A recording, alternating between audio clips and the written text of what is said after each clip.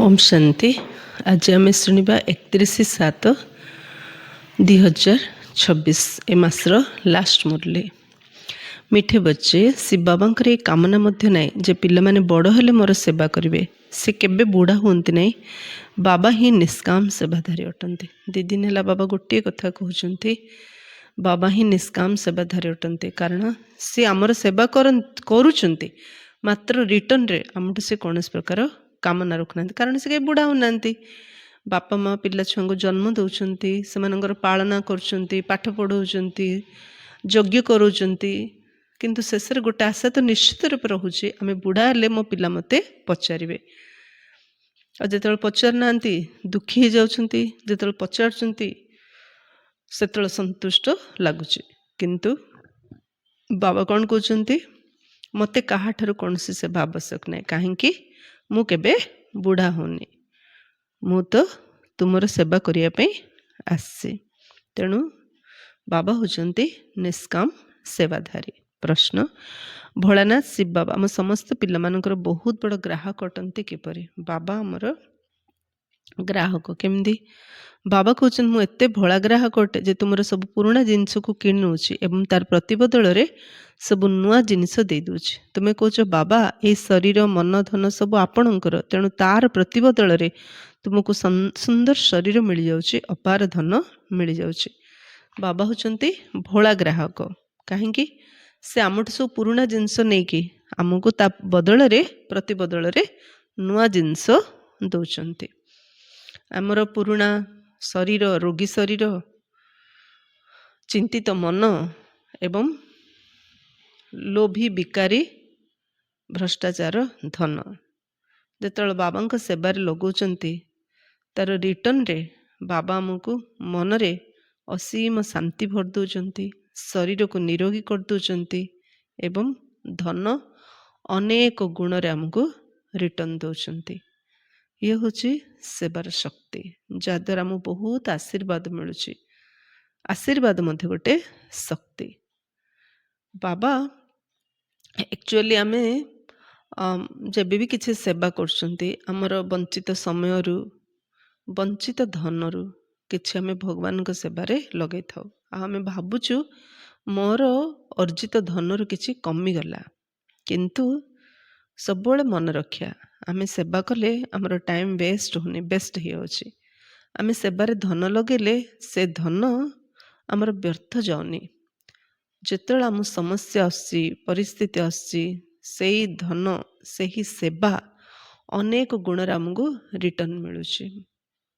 से जीवन रे सेवा करने के पछघुंचा दबानी। सेवा जमती 5 प्रकार, जमती आम गुणर दान दबा, ज्ञानर दान करिया, शरीर द्वारा आम सेवा कले, सुख देले, शांति देले, एवं सबुठ बड़ सेवा होची ज्ञानर दान।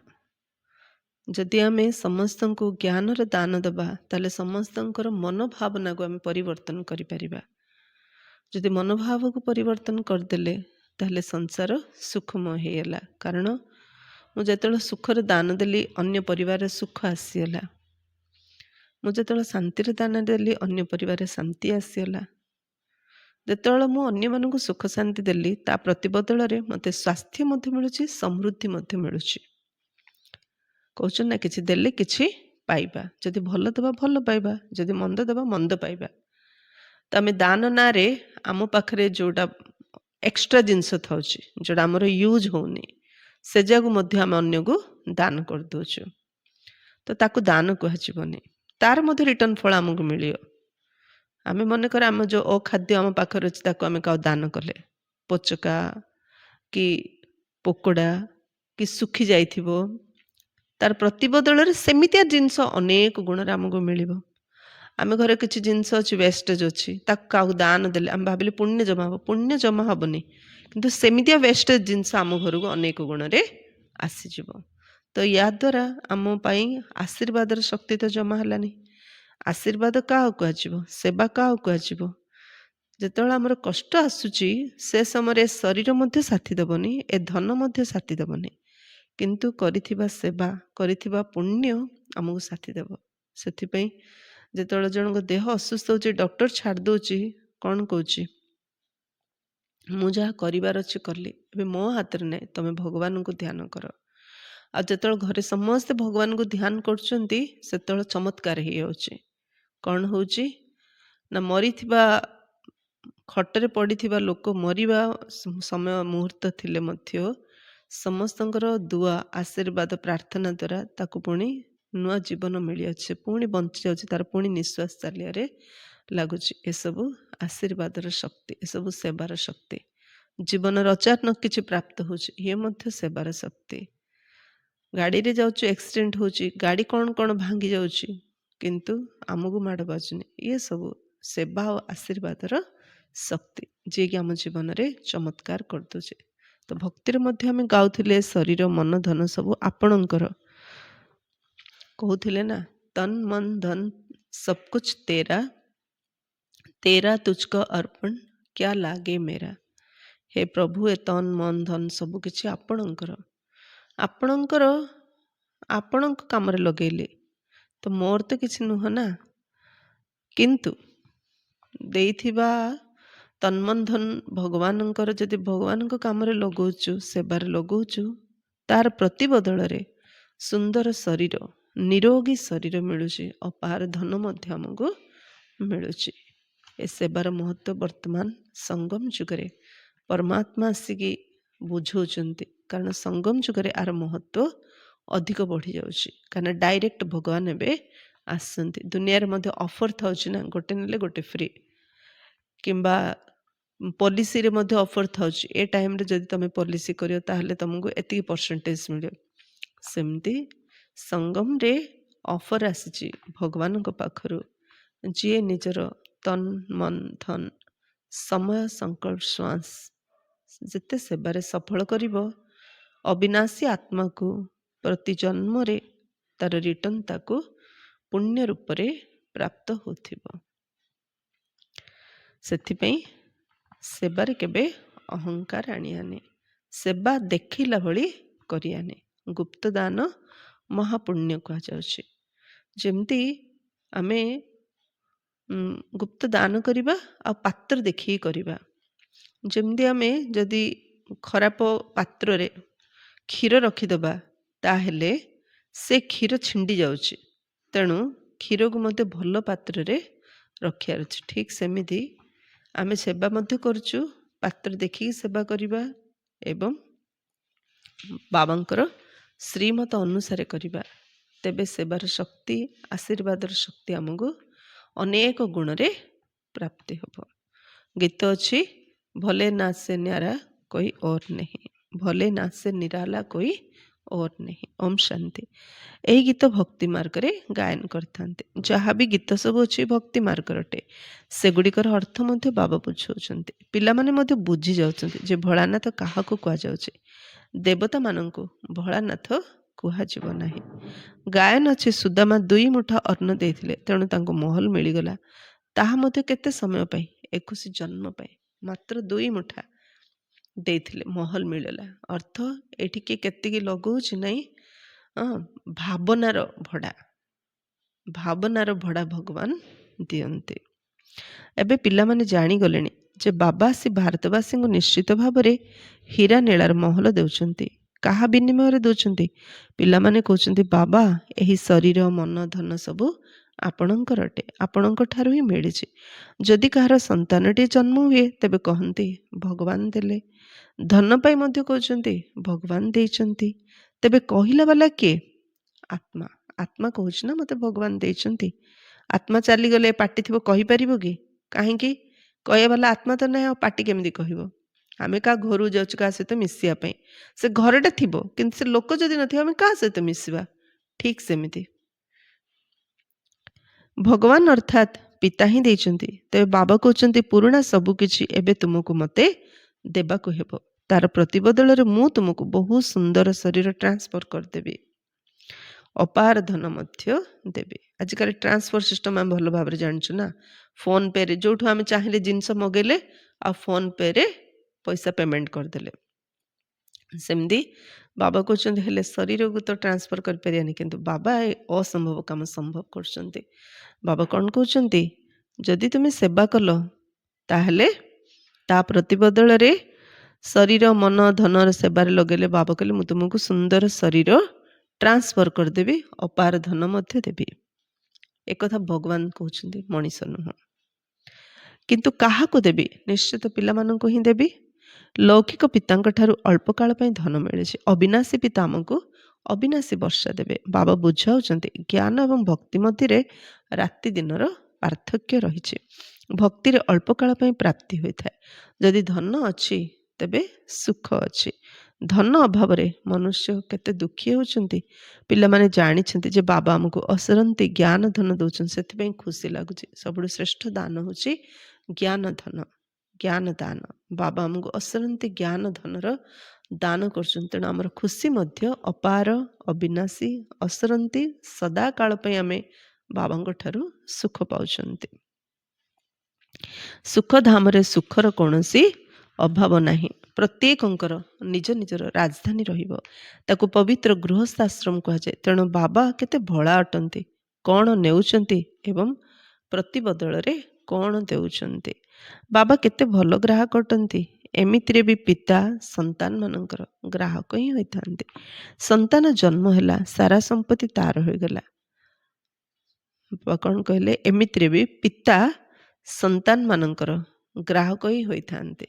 ପିତା ସନ୍ତାନମାନଙ୍କର ଗ୍ରାହକ ହୋଇଥାନ୍ତି। କାରଣ ସନ୍ତାନ ଜନ୍ମ ହେଲା, ସାରା ସମ୍ପତ୍ତି ତାର ହୋଇଗଲା। ସେମାନେ ଅର୍ଥାତ୍ ଲୌକିକ ପିତାମାନେ ହେଲେ ଅଳ୍ପ କେତେ ସନ୍ତାନମାନଙ୍କର ଗ୍ରାହକ। ଇଏ ହେଲେ ବେହଦ୍ର ଭୋଳାନାଥ, ଅଗଣିତ ପିଲାମାନଙ୍କର ଗ୍ରାହକ। ବାବା କହୁଛନ୍ତି ମୁଁ ପରମଧାମରୁ ଆସିଛି, ତୁମଠାରୁ ସବୁକିଛି ପୁରୁଣା ନେଇ ନୂଆ ଦୁନିଆରେ ତୁମକୁ ସବୁକିଛି ନୂତନ କରିଦେଉଛି। ସେଥିପାଇଁ ମୋତେ ଦାତା କୁହାଯାଉଛି। ଦାତା ମଧ୍ୟ ୟାଙ୍କ ଭଳି ଆଉ କେହି ନାହାନ୍ତି।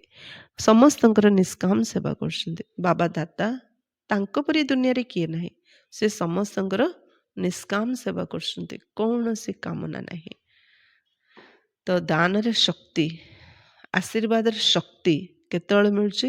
ଯେତେବେଳେ ସେବା କରିକି କିଛି ଆମେ କାମନା ରଖୁନୁ, ସେତେବେଳେ ସେଥିରେ ଆମର ଶକ୍ତି ଆସୁଛି, ଆଉ ସିଏ ଭଗବାନ ହେଇଯାଉଛନ୍ତି। ତେଣୁ ମନ୍ଦିରକୁ ଗଲେ ଦେଖନ୍ତୁ, ଯାଉଛନ୍ତି ଠାକୁର ଦର୍ଶନ କରିବା ପାଇଁ, କିନ୍ତୁ ସେ ମନ୍ଦିରରେ ଯଦି କିଏ ଦାନ ପୁଣ୍ୟ କରୁଛି ତାହେଲେ ଠାକୁରଙ୍କୁ ଭୁଲି ଯାଉଛନ୍ତି। ଯିଏ ଦାନ ଦେଇଛି ତାର ମହିମା ଗାୟନ କରିବାରେ ଲାଗୁଛନ୍ତି।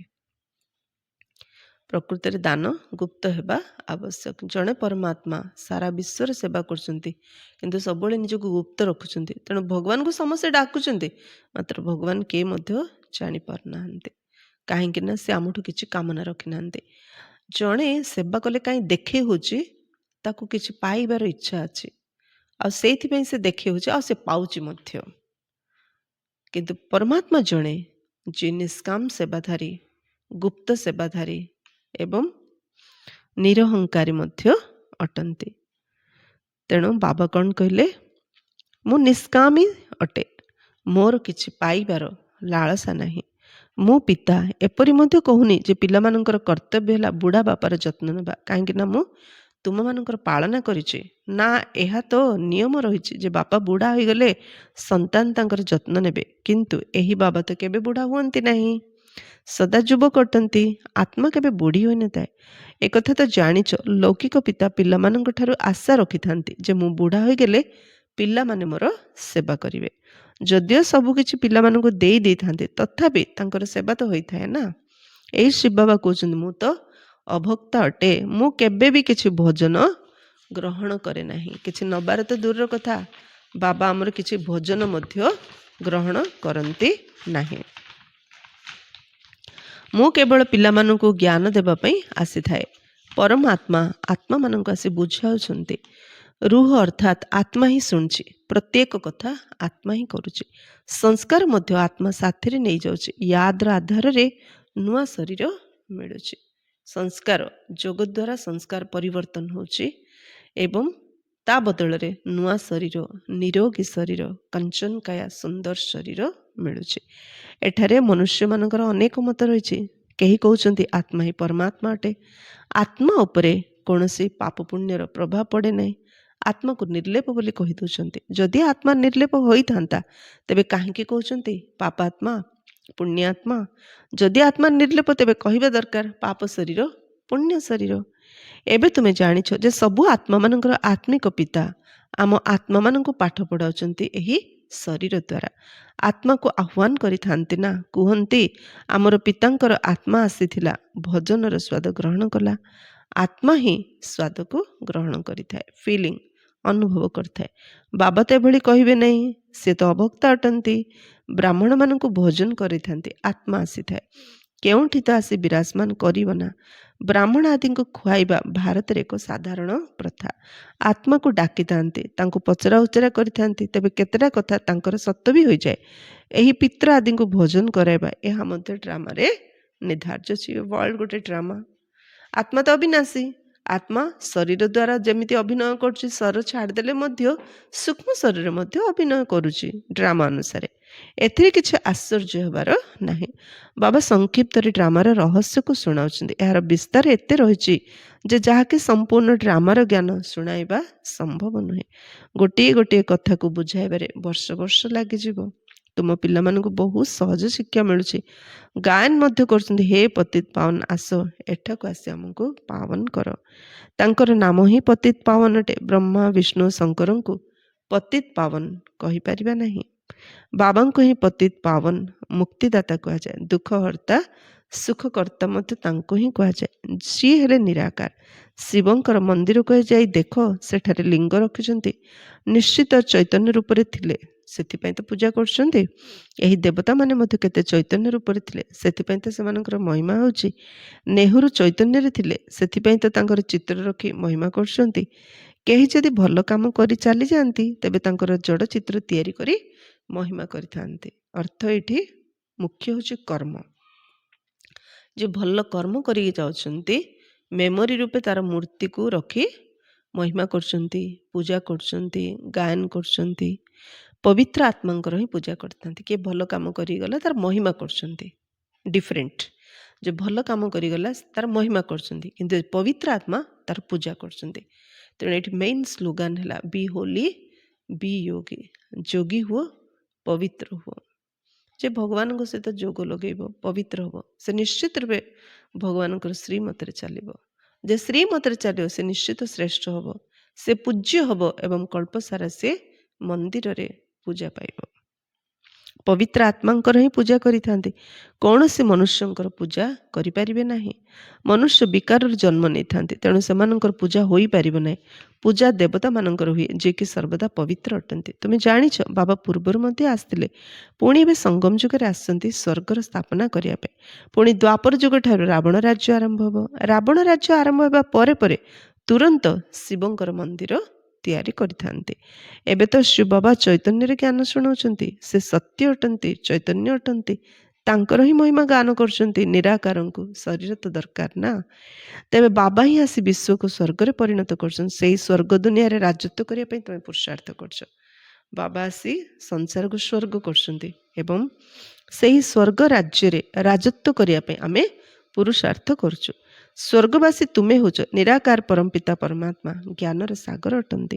କିନ୍ତୁ ଜ୍ଞାନ ଶୁଣେଇବେ କିପରି? କହୁଛନ୍ତି ମୁଁ ଏହି ଶରୀରରେ ଆସିଛି, ମୋର ଡ୍ରାମାରେ ଏହିଭଳି ଅଭିନୟ ରହିଛି।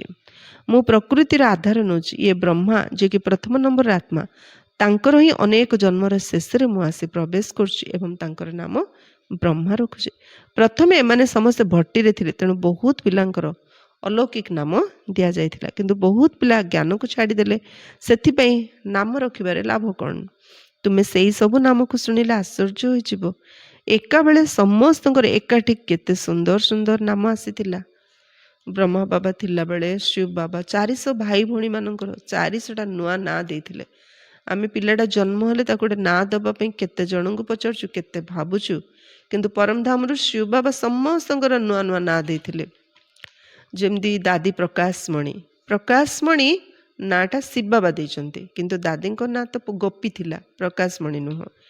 ଯେମିତି ମମାଙ୍କର ଜଗଦମ୍ବା ସରସ୍ୱତୀ, ମମା ତାଙ୍କ ନାଁ ରାଧା ଥିଲା, କିନ୍ତୁ ବାବା ଚେଞ୍ଜ କଲେ।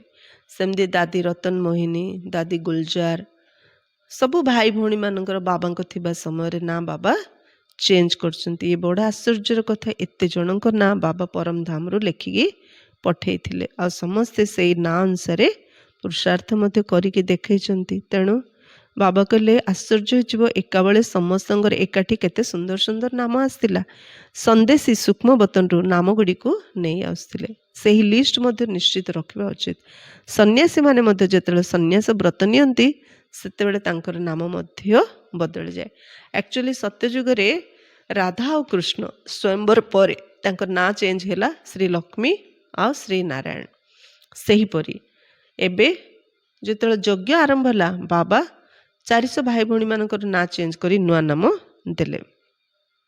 ସେମିତି ଭକ୍ତିରେ ମଧ୍ୟ ଯେ ସନ୍ନ୍ୟାସୀ ହେଉଛି ସିଏ ମଧ୍ୟ ନିଜ ନାଁ ଚେଞ୍ଜ କରୁଛନ୍ତି, ଘରଦ୍ୱାର ଛାଡ଼ି ଦିଅନ୍ତି। ତୁମେ ଘରଦ୍ୱାର ଛାଡ଼ୁନ, ତୁମେ ଆସି ବ୍ରହ୍ମାଙ୍କର ସନ୍ତାନ ହେଇଛ, ଶିବଙ୍କର ସନ୍ତାନ ତ ସର୍ବଦା ଅଟ ହିଁ। ସେଥିପାଇଁ ତୁମମାନେ କହୁଛ ବାପଦାଦା। ସନ୍ନ୍ୟାସୀମାନଙ୍କର ଏଭଳି ହୋଇନଥାଏ, ଯଦିଓ ନାମ ପରିବର୍ତ୍ତନ କରିଥାନ୍ତି କିନ୍ତୁ ସେମାନଙ୍କୁ ବାପଦାଦା ମିଳିନଥାନ୍ତି, ସେମାନଙ୍କୁ କେବଳ ଗୁରୁ ମିଳିଥାନ୍ତି। ହଟଯୋଗୀମାନେ ହେଲେ ହଦ୍ର ସନ୍ନ୍ୟାସ ଏବଂ ରାଜଯୋଗୀ ହେଲେ ବେହଦ୍ର ସନ୍ନ୍ୟାସ। ସେମାନଙ୍କ ଭିତରେ ରାତି ଦିନର ପାର୍ଥକ୍ୟ ରହିଛି। ଗାୟନ ମଧ୍ୟ କରାଯାଏ ଜ୍ଞାନ, ଭକ୍ତି ଏବଂ ବୈରାଗ୍ୟ। ସେମାନଙ୍କର ମଧ୍ୟ ବୈରାଗ୍ୟ ରହିଛି, କିନ୍ତୁ ସେମାନଙ୍କର ହେଲା ଘର ସଂସାର ଠାରୁ ବୈରାଗ୍ୟ। ତୁମର ସାରା ପୁରୁଣା ଦୁନିଆରୁ ବୈରାଗ୍ୟ ରହିଛି, କିନ୍ତୁ ସେମାନଙ୍କୁ ଜଣା ହିଁ ନାହିଁ ଯେ ସୃଷ୍ଟିର ପରିବର୍ତ୍ତନ ହୋଇଥାଏ। ତୁମର ହେଲା ବେହଦ୍ର ବୈରାଗ୍ୟ। ଏ ସୃଷ୍ଟି ବିନାଶ ହେବାକୁ ଯାଉଛି, ତୁମ ପାଇଁ ନୂଆ ଦୁନିଆ ତିଆରି ହେଉଛି, ସେଠାକୁ ତ ଯିବାକୁ ହେବ, କିନ୍ତୁ ପବିତ୍ର ନ ହୋଇ ସେଠାକୁ ଯାଇପାରିବ ନାହିଁ। ମନରେ ଆସୁଛି ନିଶ୍ଚିତ ଭାବରେ ନୂଆ ଦୁନିଆରେ ଦେବୀ ଦେବତାଙ୍କ ରାଜ୍ୟ ଥିଲା, ଯାହାକୁ ବାବା ଏବେ ସ୍ଥାପନ କରୁଛନ୍ତି। ତୁମେ ଜାଣିଛ ଶ୍ରୀ ବାବାଙ୍କୁ ମନେ ପକାଇଲେ ଆମେ ପୁଣ୍ୟ ଆତ୍ମା ହୋଇଯିବା। ବହୁତ ସହଜରେ, କିନ୍ତୁ ବାବାଙ୍କର ସ୍ମୃତି ଭୁଲି ହୋଇଯାଉଛି। ଭକ୍ତି ମାର୍ଗରେ ନୀତି ନିୟମ ସମ୍ପୂର୍ଣ୍ଣ ଅଲଗା। ନିଜର ଘରକୁ ତ କେହି ଫେରି ଯାଇପାରିବେ ନାହିଁ। ଭକ୍ତି ମାର୍ଗରେ ଏତେ ନୀତି ନିୟମ କରୁଛନ୍ତି କିନ୍ତୁ କାହାକୁ ମୁକ୍ତି ମିଳୁନି, କିଏ ଘରକୁ ଫେରି ଯାଇପାରିବ ନାହିଁ। କିନ୍ତୁ ଏଇଠି ବାବା ଡାଇରେକ୍ଟ ଆସୁଛନ୍ତି, ବାସ୍ ଆତ୍ମା ନିଶ୍ଚୟ କରି ମୋତେ ମନେ ପକାଅ, ତାହେଲେ ତୁମକୁ ମୁକ୍ତି ସହିତ ଜୀବନ ମୁକ୍ତି ମିଳିଯିବ। ଏଇଟା ଭଗବାନଙ୍କର 100% ଗ୍ୟାରେଣ୍ଟି। ପୁନର୍ଜନ୍ମ ସମସ୍ତଙ୍କୁ ନିଶ୍ଚିତ ନେବାକୁ ହେବ। ଘରକୁ ଯିବାର ସମୟ ଗୋଟିଏ ହିଁ ଅଟେ। ଅମୁକ ମୋକ୍ଷ ପ୍ରାପ୍ତ ହେଲେ ଏହା ସବୁ ମନଗଢ଼ା କଥା। ବାବା କହୁଛନ୍ତି କୌଣସି ଆତ୍ମା ଡ୍ରାମାର ମଝିରୁ ଫେରି ଯାଇପାରିବେ ନାହିଁ, ନଚେତ୍ ସାରା ଖେଳ ହିଁ ବିଗିଡ଼ିଯିବ। ପ୍ରତ୍ୟେକଙ୍କୁ ସତ ରଜ ତମରେ ନିଶ୍ଚିତ ଆସିବାକୁ ହେବ। ଗୋଟେ ଜନ୍ମ ନେଲେ ମଧ୍ୟ, ଗୋଟେ ଜନ୍ମରେ ମଧ୍ୟ ସବୁଠୁ ମିନିମମ୍ ଜନ୍ମ ଗୋଟେ ଜନ୍ମ ନେଲେ ମଧ୍ୟ ସୃଷ୍ଟି ନାଟକରେ ସେ ସେମ୍ ଶରୀରରେ ସତ ରଜ ତମ ତିନିଟା ଷ୍ଟେଜ୍ ପାର କରି ଆତ୍ମା ସୁଖୀରୁ ଦୁଃଖୀ ହେଇକି ଶର ଛାଡ଼ିକି ଯାଉଛି। ମୋକ୍ଷ ପାଇବା ଆଶାରେ ବହୁତ ଆସୁଛନ୍ତି, ସେମାନଙ୍କୁ ବୁଝାଯାଉଛି ମୋକ୍ଷ କେବେ ହୋଇନଥାଏ।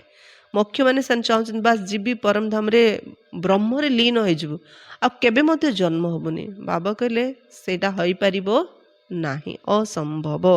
ଯେଉଁଟା ସମ୍ଭବ ତା ପାଇଁ ପୁରୁଷାର୍ଥ କଲେ କଷ୍ଟ ହେଲେ ମଧ୍ୟ ଆମେ କରିବା ପାଇବା। ଯେଉଁଟା ଅସମ୍ଭବ ତା ପାଇଁ କରିକି ପୁରୁଷାର୍ଥ ବ୍ୟର୍ଥ ଯିବ ଆମର ସମୟ। କେବେ ଆତ୍ମା ପରମାତ୍ମାଙ୍କ ସହିତ ପରମଧାମରେ ଲୀନ ହେଉନି। ବାସ୍ ଆମେ ଆକ୍ଟର, ଆମେ ଘରକୁ ଯାଉଛୁ ପୁଣି ଆକ୍ଟିଂ କରିବା ପାଇଁ ଆସୁ। ଯେ ଭଲ ଆକ୍ଟର ସେ ଅଧିକ ସମୟ ଆକ୍ଟିଂ କରୁଛି, ହିରୋ ହିରୋଇନ୍ ପାର୍ଟ ପ୍ଲେ କରୁଛି। ଯେ ଭଲ ନାହିଁ ସେ ସାଇଡ୍ ରୋଲ୍ ପାର୍ଟ ପ୍ଲେ କରୁଛି, ଗୋଟେ ଜନ୍ମ ଅଳ୍ପ ସମୟ, କିନ୍ତୁ ମୋକ୍ଷ ତ କାହାକୁ କେବେ ମିଳିପାରିବ ହିଁ ନାହିଁ। ଇଏ ଭଗବାନ ୱାଚ୍। ଏହା ତ ଅନାଦି ପୂର୍ବ ପ୍ରସ୍ତୁତ ଡ୍ରାମା ଅଟେ। ଯଦି ଏମିତି ସବୁ ଲୀନ ହୋଇଯାଏ ତ ଡ୍ରାମା କେମିତି ଚାଲିବ? ତାହା କେବେ ପରିବର୍ତ୍ତନ ହୋଇପାରିବ ନାହିଁ। ଯଦି ମାଛିଟିଏ ମଧ୍ୟ ଏଠାରେ ଉଡ଼ିଗଲା ତେବେ 5000 ବର୍ଷ ପରେ ମଧ୍ୟ ଏହିଭଳି ଉଡ଼ିଯିବ। ଏକଥା ତ ଜାଣିଛ ଯେ ବାବା କେତେ ଭୋଳା ଅଟନ୍ତି। ପତିତ ପାବନ ବାବା ନିଜର ପରମଧାମରୁ ଏଠାକୁ ଅଭିନୟ କରିବା ପାଇଁ ଆସନ୍ତି। ସିଏ ହିଁ ଆସି ବୁଝାଉଛନ୍ତି ଯେ ଡ୍ରାମା କିପରି ତିଆରି ହୋଇଛି, ଏଥିରେ କିଏ କିଏ ମୁଖ୍ୟ ଅଟନ୍ତି। ଯେପରି କହିଥାନ୍ତି ନା ଏଇ ଦୁନିଆରେ ସବୁଠାରୁ ଧନୀ କିଏ, ସେଥିରେ କ୍ରମ ଅନୁସାରେ ନାମ ବାହାର କରିଥାନ୍ତି, ଫାର୍ଷ୍ଟ ସେକେଣ୍ଡ ଥାର୍ଡ ଫୋର୍ଥ ଏମିତି। ତୁମେ ଜାଣିଛ ସବୁଠାରୁ ଧନୀ କିଏ? ସେମାନେ କହିବେ ଆମେରିକା, କିନ୍ତୁ ତୁମେ ଜାଣିଛ ସ୍ୱର୍ଗ ଦୁନିଆରେ ସବୁଠାରୁ ଧନୀ ଏହି ଲକ୍ଷ୍ମୀ ନାରାୟଣ ହୋଇଥାନ୍ତି। ସେମାନେ କହିବେ ଆମେରିକା, ତୁମେ କହିବ ଶ୍ରୀ ଲକ୍ଷ୍ମୀ ଏବଂ ନାରାୟଣ। ତୁମମାନେ ଭବିଷ୍ୟତ ପାଇଁ ପୁରୁଷାର୍ଥ କରୁଛ ସବୁଠାରୁ ଧନ୍ୟ ହେବା ପାଇଁ। ଆମେ ଏବେ ଏଇଠି ଧନ୍ୟ ହେବା ପାଇଁ ପୁରୁଷାର୍ଥ କରୁନୁ, ଆମେ ତ ପୁରୁଷାର୍ଥ କରୁଛୁ ଭବିଷ୍ୟତରେ ଧନ୍ୟ ହେବା ପାଇଁ। ଏହା ପ୍ରତିଯୋଗିତା ଅଟେ। ଏହି ଲକ୍ଷ୍ମୀନାରାୟଣଙ୍କ ଭଳି ଧନୀ କେହି ଥିବେ? ଆଲ୍ଲା ଅବଲଦିନଙ୍କର ମଧ୍ୟ କାହାଣୀ ଅଛି। ଠକ୍ ଠକ୍ କରିବା ଦ୍ୱାରା କୁବେରର ସମ୍ପତ୍ତି ବାହାରି ଆସିଲା। ଅନେକ ପ୍ରକାର ନାଟକ ତିଆରି କରୁଛନ୍ତି। ଏବେ ତୁମ ବୁଦ୍ଧିରେ ରହିଛି ଆମେ ଏହି ଶରୀର ତ୍ୟାଗ କରି ସ୍ୱର୍ଗକୁ ଯିବୁ। ଆମକୁ କୁବେରର ସମ୍ପତ୍ତି ମିଳିବ। ବାବା କହୁଛନ୍ତି ମୋତେ ମନେ ପକାଇବା ଦ୍ୱାରା ମାୟା ସବୁଦିନ ପାଇଁ ପଳେଇଯିବ। ବାବାଙ୍କୁ ମନେ ନ ପକାଇବା କାରଣରୁ ମାୟା ପୁଣି ହଇରାଣ କରୁଛି। କହୁଛନ୍ତି ବାବା ମୋତେ ମାୟାର ତୁଫାନ ବହୁତ ଆସୁଛି। ଆଚ୍ଛା, ବାବାଙ୍କୁ ବହୁତ ସ୍ନେହର ସହିତ ମନେ ପକାଅ, ତେବେ ତୁଫାନ ଉଡ଼ିଯିବ। ବାକି ଅନେକ ଗୁଡ଼ିଏ ନାଟକ ଆଦି ତିଆରି କରିଦେଇଛନ୍ତି, କିନ୍ତୁ ବାସ୍ତବରେ କଥାବସ୍ତୁ କିଛି ବି ନାହିଁ। ବାବା କେତେ ସହଜ କରି ବୁଝାଉଛନ୍ତି। କେବଳ ବାବାଙ୍କୁ ମନେ ପକାଅ, ତେବେ ତୁମ ଭିତରେ ଯେଉଁ ମଇଳା ରହିଛି ତାହା ବାହାରିଯିବ ଏବଂ ଆଉ କୌଣସି କଷ୍ଟ ଦେଉନାହାନ୍ତି। ଆତ୍ମା ଭିତରେ ବିକାରର ମଇଳା ଅଛି, ଅବଗୁଣର ମଇଳା ଅଛି, ଦେହ ଅଭିମାନର ମଇଳା ଅଛି।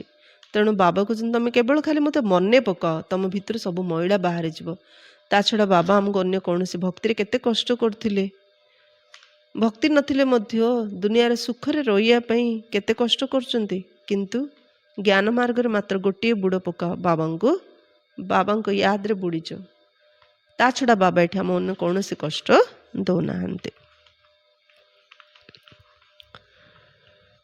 ଆତ୍ମା ଯିଏକି ପବିତ୍ର ଅସଲି ସୁନା ଥିଲା, ତାହା ଏବେ ନକଲି ହୋଇଯାଇଛି। ପୁଣି ଏଇ ଯୋଗ ଅଗ୍ନି ଦ୍ୱାରା ସଚ୍ଚା ସୁନା ହୋଇଯିବ। ନିଆଁରେ ପୋଡ଼ିବା ବ୍ୟତୀତ ସୁନା ପବିତ୍ର ହୋଇପାରିବ ନାହିଁ। ନିଆଁରେ ନ ପୋଡ଼ିଲେ ସୁନାରୁ ରାମି ବାହାରିବନି। ସେମିତି ଆମେ ଯୋଗ ନ କଲେ ଆମେ ପିଓର ସୁନା ଆତ୍ମା। ଯୋଗ ନ କଲେ ଆମ ଭିତରୁ ମଇଳା, ଖାଦ, ବିକାର, ଅବଗୁଣ ବାହାରି ପାରିବ ନାହିଁ। ଯୋଗ ଶକ୍ତି, ଯୋଗକୁ ଜ୍ୱାଳା ରୂପେ କରିବାର ଅଛି। ଯୋଗ ଜ୍ୱାଳା ରୂପ କେମିତି ହେବ? ବ୍ୟର୍ଥ ସଂକଳ୍ପ, ଦେହ ଅଭିମାନ, କର୍ମରୁ ବୁଦ୍ଧି ହଟେଇ ମୁଁ ଆତ୍ମବିନ୍ଦୁ, ବାରମ୍ବାର ମୁଁ ଆତ୍ମବିନ୍ଦୁ, ଏଇଟା ବହୁତ ପ୍ରାକ୍ଟିସ୍ କରିବାର ଅଛି। ଇଏ ହେଉଛି ଜ୍ୱାଳାମୁଖୀ ଯୋଗ। ଏହାକୁ ମଧ୍ୟ ଯୋଗ ଅଗ୍ନି କୁହାଯାଉଛି, କିନ୍ତୁ ଏହା ୟାଦର ହିଁ କଥା। ସେମାନେ ତ ଅନେକ ପ୍ରକାର ହଟ ଯୋଗ ଶିଖୁଛନ୍ତି। ତୁମକୁ ତ ବାବା କହୁଛନ୍ତି ଉଠିବା ବସିବା ସମୟରେ ୟାଦ କର। ତୁମମାନେ ଆସନ ପ୍ରାଣାୟାମ ଆଦି କେତେ ବା କରିପାରିବ? ଆସନ ପ୍ରାଣାୟାମ ସବୁଦିନ ଆମେ କେତେ କରିପାରିବା, କିନ୍ତୁ ଶାନ୍ତିରେ ଚୁପଚାପରେ ଆମେ ସବୁ କାମ କରି ବାବାଙ୍କୁ ୟାଦ ତ କରିପାରିବା। ଏଇଟା ତ ବହୁତ ସହଜ। ଏଥିରେ ତ ଚାଲି ବୁଲି କର୍ମଧନ୍ଦା କରି ସ୍ମୃତିରେ ରହିବାର ଅଛି। ରୋଗ ଶଯ୍ୟାରେ ଥାଇ ମଧ୍ୟ ଶୋଇ ବାବାଙ୍କୁ ମନ ପକାଇ ପାରିବ। ରୋଗ ଶଯ୍ୟାରେ ଥିଲେ ଶୋଇ ମଧ୍ୟ ବାବାଙ୍କୁ ମନେ ପକାଇ ପାରିବ। ଶ୍ରୀ ବାବାଙ୍କୁ ମନେ ପକାଅ ଏବଂ ସ୍ୱଦର୍ଶନ ଚକ୍ର ବୁଦ୍ଧିରେ ଘୁରାଅ। ସେମାନେ ପୁଣି ଲେଖିଦେଇଛନ୍ତି ଗଙ୍ଗାର କୂଳ ହୋଇଥିବ, ମୁଖରେ ଅମୃତ ଥିବ। ଗଙ୍ଗା କୂଳରେ ତ ଗଙ୍ଗା ଜଳ ହିଁ ମିଳିଥାଏ। ସେଥିରେ ମନୁଷ୍ୟ ହରିଦ୍ୱାର ଯାଇ ରହୁଛନ୍ତି। ବାବା ତ କହୁଛନ୍ତି ତୁମେ କେଉଁଠି ବି ରୁହ, ଯଦିଓ ରୋଗୀ ବି ହୋଇଥାଅ, କେବଳ ବାବାଙ୍କୁ ମନେ ପକାଅ। ଆମକୁ ହରିଦ୍ୱାର ଯିବାକୁ ପଡ଼ିବନି, ଆମକୁ ଘର ଛାଡ଼ିବାକୁ ପଡ଼ିବନି। ଆମେ ଯେଉଁଠି ବି ରହିଲେ ବାବାଙ୍କୁ ମନେ ପକାଇଲେ ମାନେ ଆମେ ସବୁଥିରୁ ମୁକ୍ତ ହୋଇପାରିବା। ସ୍ୱଦର୍ଶନ ଚକ୍ର ଘୁରାଉଥାଅ, ତେବେ ଶରୀରରୁ ପ୍ରାଣ ବାହାରି ଯାଉ। ଏଇଭଳି ଅଭ୍ୟାସ କରିବାକୁ ପଡ଼ିବ। ସେଇ ଭକ୍ତି ମାର୍ଗର ରୀତିନୀତି ଏବଂ ଏହି ଜ୍ଞାନ ମାର୍ଗର କଥାରେ କେତେ ରାତି ଦିନର ପାର୍ଥକ୍ୟ ରହିଛି। ବାବାଙ୍କର ସ୍ମୃତି ଦ୍ୱାରା ତୁମେ ସ୍ୱର୍ଗର ମାଲିକ ହୋଇଯିବ। ସେମାନେ ତ ସୈନ୍ୟମାନଙ୍କୁ କହିଥାନ୍ତି ଯେ ଯୁଦ୍ଧ କ୍ଷେତ୍ରରେ ଦେହତ୍ୟାଗ କରିବ ସେ ସ୍ୱର୍ଗକୁ ଯିବ। ବାସ୍ତବରେ ଏହା ହିଁ ଯୁଦ୍ଧ ଅଟେ। ଯୁଦ୍ଧ କରି ଯେ ମରିଯିବ ସେ ସ୍ୱର୍ଗକୁ ଯିବ ବୋଲି କହୁଛନ୍ତି, କିନ୍ତୁ ପ୍ରକୃତରେ ମାୟା ସହିତ ଯୁଦ୍ଧ କରି ମାନେ ବାବା କେତେ ନିୟମ କହୁଛନ୍ତି, ଯୋଗ କର ବୋଲି କହୁଛନ୍ତି। ମନେକର ଆମର ଯୋଗ ଲାଗୁନି, ତଥାପି ମଧ୍ୟ ଯଦି ଆମେ ଯୋଗ କରି ମଧ୍ୟ ମରିଯିବା ନା, ଆମେ ସ୍ୱର୍ଗକୁ ନିଶ୍ଚୟ ଯିବା। ଏହା ହିଁ ପ୍ରକୃତରେ ଯୁଦ୍ଧ। ସେମାନେ କୌରବ ପାଣ୍ଡବମାନଙ୍କର ସୈନ୍ୟବାହିନୀ ଦେଖାଇଛନ୍ତି। ମହାଭାରତ ଲଢ଼ାଇ ହେଲା, ପୁଣି କ'ଣ ହେଲା? ପରିଣାମ ତ କିଛି ନାହିଁ। ସମ୍ପୂର୍ଣ୍ଣ ଘୋର ଅନ୍ଧକାର ଭିତରେ ଅଛନ୍ତି, କିଛି ବି ବୁଝୁନାହାନ୍ତି। ସେଥିପାଇଁ ଅଜ୍ଞାନ ଅନ୍ଧକାର କୁହାଯାଉଛି। ବାବା ପୁନର୍ବାର ଆଲୋକ ପ୍ରଦାନ କରିବା ପାଇଁ ଆସୁଛନ୍ତି। ତାଙ୍କୁ ଜ୍ଞାନର ସାଗର, ଜ୍ଞାନର ଭଣ୍ଡାର ବୋଲି କୁହାଯାଏ। ଏବେ ତୁମକୁ ମଧ୍ୟ ସମ୍ପୂର୍ଣ୍ଣ ଜ୍ଞାନ ମିଳିଯାଇଛି। ତାହା ହେଲା ମୂଳବତନ ଶାନ୍ତିଧାମ। ଯେଉଁଠି ତୁମେ ଆତ୍ମାମାନେ ବାସ କରୁଛ ତାକୁ ବ୍ରହ୍ମାଣ୍ଡ ମଧ୍ୟ କୁହାଯାଏ। ଏଠାରେ ରୁଦ୍ର ଯଜ୍ଞ ରଚନା କଲେ ବାବାଙ୍କ ସାଥିରେ ତୁମ ଆତ୍ମାମାନଙ୍କର ମଧ୍ୟ ପୂଜା କରିଥାନ୍ତି। କାହିଁକି ନା ତୁମେ ଅନେକଙ୍କର କଲ୍ୟାଣ କରୁଛ। ଆମେ ଯେହେତୁ ଅନେକଙ୍କର କଲ୍ୟାଣ କରୁଛୁ, ବାବାଙ୍କ ସେବାରେ ସହଯୋଗୀ ହେଉଛୁ, ତେଣୁ ବାବାଙ୍କ ସହିତ ଆମର ମଧ୍ୟ ପୂଜା କରୁଛନ୍ତି। ବାବାଙ୍କ ସାଥିରେ ତୁମେ ବିଶେଷ କରି ଭାରତର ଏବଂ ସାଧାରଣ ଭାବରେ ସାରା ଦୁନିଆର ଆତ୍ମିକ ସେବା କରୁଛ। ସେଇଥିପାଇଁ ବାବାଙ୍କ ସାଥିରେ ତୁମ ପିଲାମାନଙ୍କର ମଧ୍ୟ ପୂଜନ ହେଉଛି। ଦୁନିଆରେ କରୁଛନ୍ତି ଶାରୀରିକ ସେବା। କାହାକୁ ପିନ୍ଧିବା ପାଇଁ ଲୁଗା ଦେଇଦେଲେ, କାହାକୁ ଖାଇବା ପାଇଁ ଖାଦ୍ୟ ଦେଇଦେଲେ, କାହାକୁ ରହିବା ପାଇଁ ଘରଟି ଦେଇଦେଲେ, ସେ ଶାରୀରିକ ସେବା। କିନ୍ତୁ ସେମାନଙ୍କୁ ସୁଖ, ଖୁସି, ଶାନ୍ତି, ଆନନ୍ଦ ତ ଦେଇପାରିବାନି। ମାତ୍ର ଆତ୍ମିକ ସେବା ଦ୍ୱାରା ଆମେ ଅବିନାଶୀ ସୁଖ, ଶାନ୍ତି, ଆନନ୍ଦ, ପ୍ରେମ ଆମେ ଦେଇପାରିବା। ତେଣୁକରି आमर बाबा सहित मध्य पूजा हो। अच्छा, मीठे मीठे सिकिलदे बच्चों प्रति माता पिता बाप दादा का याद प्यार और गुड मॉर्निंग। रूहानी बाप की रूहानी बच्चों को नमस्ते। हम रूहानी बच्चों की रूहानी बाप दादा को याद प्यार गुड मॉर्निंग और नमस्ते नमस्ते नमस्ते। धारणा पे मुख्य सारांश नंबर 1, मायार तूफान को विताड़ित करने बाबा को बहुत बहुत स्नेह याद कर। युद्ध चलती ना, माया तो आम बाबा मन पकड़ा दबनी, किंतु आमको माया पर विजय प्राप्त कर आत्मिक स्थिति रही बाबा को याद करार अच्छे स्नेह। आत्मा को जोग अग्नि द्वारा असली सुना तुल्य करने को हेब। आम असली सुना थिले, एबे विकार रामी मिसी जाए, तेणु जोग अग्नि तो करने को पड़े। जोगर अग्नि जालिले ही आत्मार रामी सफा हम। सेकेंड, बेहद्र वैराग्य हुई ए पुराणा दुनिया को भूली जावाक हेब।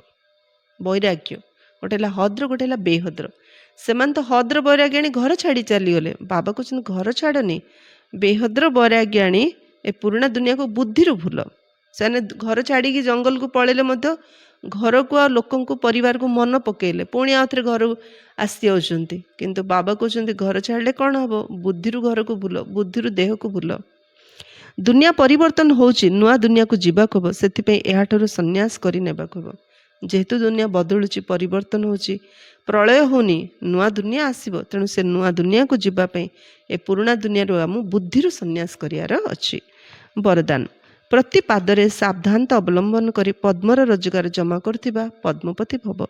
बाबा पिला मानक बहुत उच्च स्थिति रहिबार सावधानी देउछंती, सेथिपे एबे टिके भी भूल करियार समय नै। एबे तो प्रति पादरे सावधानता अवलंबन करी कदमरे पद्मर रोजगार जमा करी पद्मपति हो। जेपरि तुमर नाम पद्मपदम भाग्यशाली अटे, सेहीपरि कर्म मध्य हेबा दरकार। नाम जेमती पद्मपदम भाग्यशाली, कर्म मध्य हमर सेमती श्रेष्ठ होबार अछि। गोटिए पाद मध्य पद्मर रोजगार बिना न पड़ू।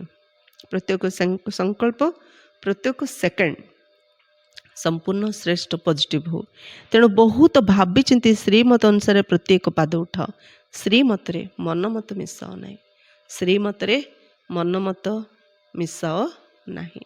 श्रीमत को भावी चिंती श्रीमत रे ही चलवा, ताहले पद्मर रोजगार आम जमा करिबा, पद्मा पदम पति हो पारे। स्लोगान, जदि मन को निजर आदेश अनुसार चलाइब तेबे मनमना भवर स्थिति आपे आपे हो। मन को जदि आदेश अनुसार चलेबा, मन जदि सब कंट्रोल करिया, श्रीमत अनुसार चलेबा, ताले ऑटोमेटिक मन मनमना भव स्थिति रे स्थित हो। जोग कहीं लगुनि, मन को आम कंट्रोल करने, मन को बेल गम घोड़ा पर छाड़ दौचे। तेणु मन बाबा आड़े जाऊनी, जदि मन कंट्रोल करिया तापर ताको बाबा सहित जोड़िबा तो जोग तो निश्चय लगे। अव्यक्त इशारा, ज्वाला स्वरूप स्थिति रही शक्तिशाली जोगर अनुभव कर। जोग को शक्तिशाली करने विस्तार भितर को जाऊले मध्य सार स्वरूप स्थिति रे अभ्यास कम न हो। विस्तार भितर सार भूली हो न जाओ। खाओ पिओ सेवा कर, किंतु न्यारापण को भूलनी। खाओ पिओ सेवा कर, मात्र न्यारापण को भूलनी। करवा मात्र सहित एटाच हबाने, डिटाच हो साक्षी द्रष्टार स्थिति रही प्रत्येक कर्म करे। अर्थ सबू काम करिया मात्र शांति रे बाबा याद रही करिया, ता सहित एटाच हबानी। साधनार अर्थ है शक्तिशाली जोग।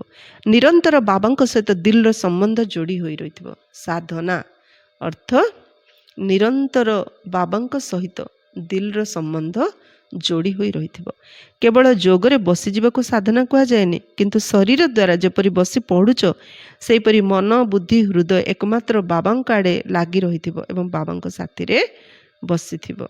साधना शरीर रे स्वर द्वारा जमी बसी पड़ु साधना करने, स्वरटा तो बसी देले, एबे मन बुद्धि आ हृदय एक बाबा सहित जदि लगी रहिबो ताहले आमे बाबा पाखरे बसिबा। एइभଳି एकाग्रता ही ज्वाला को प्रज्वलित करिवो।